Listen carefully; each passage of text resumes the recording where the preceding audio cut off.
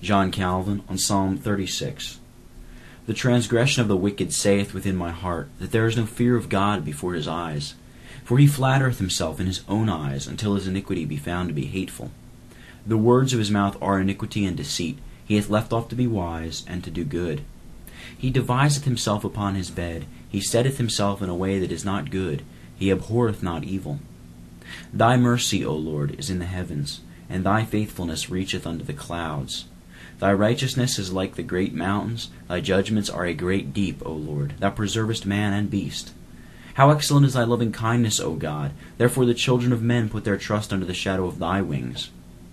They shall be abundantly satisfied with the fatness of thy house, and thou shalt make them drink of the river of thy pleasures. For with thee is the fountain of life. In thy light shall we see light. O continue thy loving kindness unto them that know thee, and thy righteousness to the upright heart. Let not the foot of pride come against me, and let not the hand of the wicked remove me. There are the workers of iniquity fallen, they are cast down, and shall not be able to rise. There is no fear of God before his eyes.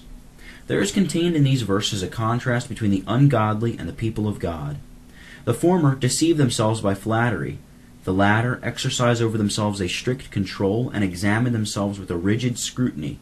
The former, throwing loose the reins, rush headlong into evil. The latter are restrained by the fear of God. The former cloak or disguise their offenses by sophistry and turn light into darkness.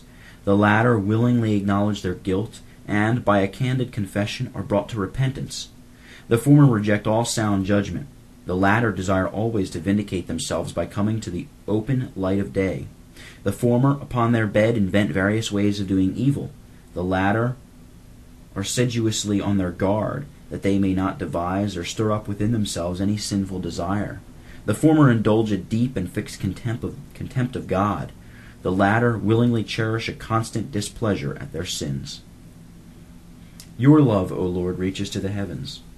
The meaning here is that although we may see among men sad and frightful confusion, which, like a great gulf, would swallow up the minds of the godly, David, nevertheless, maintains that the world is full of the goodness and righteousness of God, and that he governs heaven and earth on the strictest principles of equity. For with you is the fountain of life. The ungodly do not acknowledge that it is in God they live, move, and have their being, but rather imagine that they are sustained by their own power. And accordingly, David, on the contrary, here affirms from the experience of the godly, and, as it were in their name, that the fountain of life is in God. By this he means that there is not a drop of life to be found without him, or which flows not from his grace. Continue your love to those who know you. We learn from this that true godliness springs from the knowledge of God, and again, that the light of faith must necessarily dispose us to uprightness of heart.